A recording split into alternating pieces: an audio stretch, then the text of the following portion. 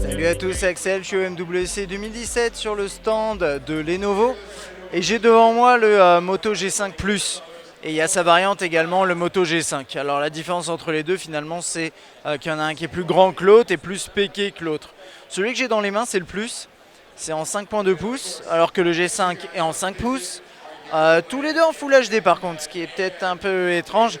Ils tournent tous les deux sous Nougat, donc Android 7.0. D'un côté ici on a le Snapdragon, un Snapdragon 725, de l'autre côté c'est un 430. Qu'est-ce qu'il y a d'autre? On a plus de mémoire ici, on est à 32 ou 64 alors que de l'autre côté on est à 16-32. Bref, vous comprenez, hein, on a quelques différences au niveau des specs.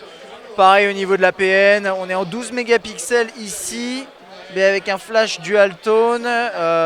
Et de l'autre côté on est en 13 mégapixels, mais je crois qu'il est, il est un peu moins performant. Et avec un flash LED.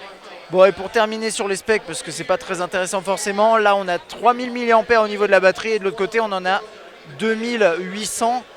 Par contre côté prix ça sera intéressant, celui-ci il est à 199, donc c'est pas grand chose tout de même. Et de l'autre côté pour le plus petit on est à 149 et il devrait arriver courant mars, avril.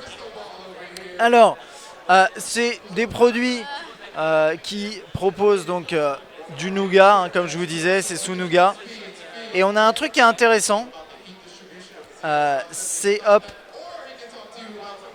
qu'on n'a pas, en fait, vous pouvez choisir, soit vous avez les touches tactiles insérées là-dedans, donc je peux aller vous montrer ça, désolé ça marche derrière moi, hein.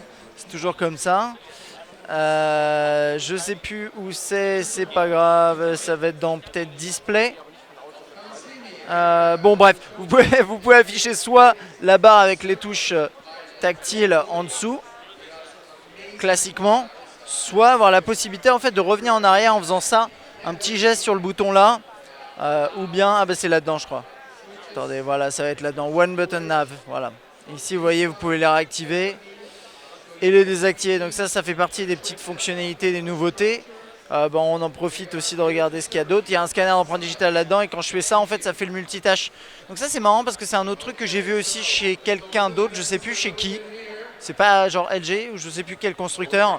En fait on a pareil le scanner d'empreinte digitale qui permet d'accepter des fonctionnalités en plus d'interaction avec le smartphone, le chop pour activer la flashlight, ça c'est un classique. Twist comme ça pour lancer la PN rapidement.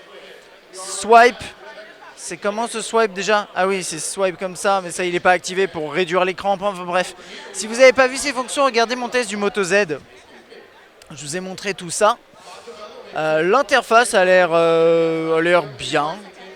Elle a le menu des applications qui se soulève de là, donc c'est assez intéressant. Vous voyez, c'est cette petite barre ici, enfin c'est la petite flèche. Et ça ressemble à ça. La PN ressemble à quoi? À ça, avec le mode HDR, caméra frontale. Alors, il y a un truc assez marrant qui met en avant. Vous voyez là-dedans, en fait, il y a une image très foncée, quasiment invisible à l'œil nu.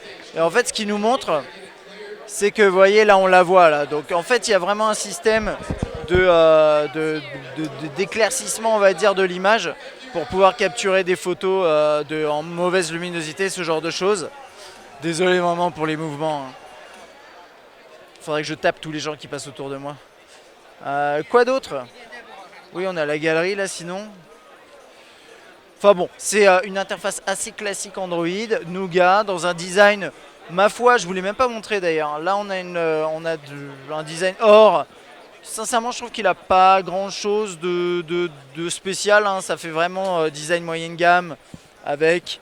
là ici on a des tranches, vous les voyez peut-être mal, en chrome, ça fait un peu cheap quoi. Il est un petit peu épais, l'arrière pas forcément très intéressant. Le bloc photo qui ressemble au Moto Z, donc pourquoi pas. Donc voilà, niveau design il n'a pas grand chose pour lui, je trouve. Mais par contre, petit prix, spec pas inintéressant, donc à voir. Si je le teste éventuellement, je vous dirai si il vaut ses 199 €. Voilà, ce sera tout pour ma petite présentation du Moto G5 Plus. Et il y a le Moto G5 tout court qui est juste là à côté, hein. Je vous le montre rapidement, je vous montre les deux l'un à côté de l'autre. Différence de taille et quelques différences de spec, bien sûr, de prix. Voilà, ce sera tout. Allez, à bientôt.